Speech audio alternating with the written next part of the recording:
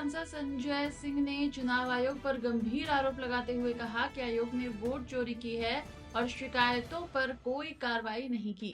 उन्होंने दावा किया कि प्रेस कॉन्फ्रेंस में आयोग ने उठे सवालों का जवाब देने की बजाय बेबुनियाद बातें कही।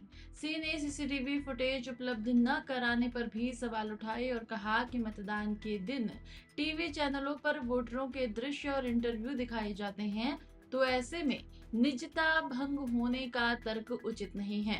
उसके मुताबिक चुनावी प्रक्रिया में शामिल होना मतदाताओं के लिए गौरव की बात है, इसलिए आयोग को पारदर्शिता दिखानी चाहिए। फुटेज जो है वो इसलिए नहीं दी जाती थी क्योंकि जो महिलाएं हैं, बेटियां हैं, उनकी प्राइवेसी में दखल पड़ेगा। देखिए, कल चुनाव आयुक्त, मुख्य चुनाव आयुक्त ज्ञानेश कुमार जी, जिनको मैं ज्ञानेश कुमार कहूंगा, वो पूरे देश के सामने एक्सपोज हुए हैं और उनकी प्रेस कॉन्फ्रेंस से पूरे देश को ये पता चल गया कि चुनाव आयोग ने वोट चोरी की है और घपला घोटाला किया है। इसीलिए उसको छिपाने के लिए झूठे, बेबुनियाद, तथ्यहीन बातें उन्होंने कल प्रेस कॉन्फ्रेंस में कही। उनसे जो सवाल किए गए थे उसका तो जवाब दिया नहीं। 65 लाख वोट आपने काट दिए। आप कह रहे हैं कि 22 लाख लोग पिछले 20 साल में मरे हैं, इसलिए हमने उनके नाम काटे। बहुत सारे लोग पलायन कर गए हैं, इसलिए हमने उसके नाम काटे। तो आप वो सारा डेटा डालिए ना, ऑनलाइन कीजिए, लोग सर्च करके देख सके कि जिंदा है कि मर गए, लोग ये जान सके कि उनका वोट किस आधार पर काटा गया है। उसको आप छिपाते रहे और उसको सार्वजनिक करने के लिए सुप्रीम कोर्ट में अपील करनी पड़ी। ये कितने शर्म की बात है। आप एसआईआर लेके आ रहे हैं बिहार में, और बिहार के अंदर एक बड़ा क्षेत्र बाढ़ से प्रभावित है, और आप चाहते हैं कि 1 महीने के अंदर सारे कागज लोग दिखा दें, 8 करोड़ लोग।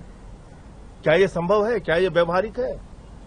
कुत्ते का निवास प्रमाण पत्र वहां बन रहा है, ट्रंप का वोट वहां बन रहा है, मरे हुए लोगों को जिंदा किया जा रहा है, जिंदे लोगों को मारा जा रहा है, लोगों का बीएलओ घरों में बैठ के फॉर्म भर दे रहे हैं फर्जी साइन करके। इसके वीडियो सामने आए। कोई एक्शन लिया चुनाव आयोग ने? कोई कार्रवाई की? किसी बात पे जवाब दिया? कहते हैं शिकायत आप शपथ पत्र के साथ दीजिए। हमने तो दिल्ली में शिकायत दिया, लिख के दिया, मिल के दिया, बताया कि भाई केंद्रीय मंत्रियों के घर में 33 वोट बने हैं, 22 वोट बने हैं, 15 वोट बने हैं, तो आप इस पे कार्रवाई कीजिए। उन्होंने कोई कार्रवाई नहीं की। 42,000 वोट अरविंद केजरीवाल जी की कॉन्स्टिट्यूएंसी में चुनाव शुरू होने से पहले काट दिए गए थे, कोई कार्रवाई नहीं की। सारी चीजों की हमने सूचना दी। 14 विधानसभाओं में हजारों वोट काटने के लिए बीजेपी के कार्यकर्ताओं ने दिल्ली में एप्लीकेशन दी थी। किस आधार पर दी थी? कोई कार्रवाई नहीं। तो अब आप झूठे बहाने कर रहे हैं, कह रहे हैं सीसीटीवी फुटेज इसलिए नहीं दे सकते कि उससे प्राइवेसी भंग होगी।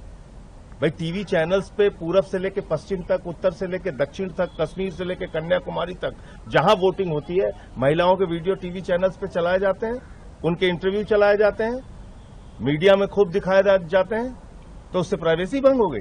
चुनावी प्रक्रिया में शामिल होना एक मतदाता के लिए गर्व की बात होती है। उसको दिखाने बताने में कौन सी प्राइवेसी भंग हो रही है? दरअसल मामला ये है कि जब आप वो सारे सीसीटीवी फुटेज देंगे तो ये पता चल जाएगा देश के लोगों को कि एक ही मतदाता 3 जगह, 4 जगह, 6 जगह वोट दे रहा है। आप पकड़े जाएंगे, आपकी चोरी पकड़ी जाएगी, इसलिए आप भाग रहे हैं। वरना तो आज भी आपके नियम में है कि 45 दिनों के अंदर आप सीसीटीवी फुटेज उपलब्ध कराएंगे। तो 45 दिनों के अंदर आप सीसीटीवी फुटेज उपलब्ध कराएंगे, ये आपके नियम में है, तो उससे प्राइवेसी भंग नहीं होगी।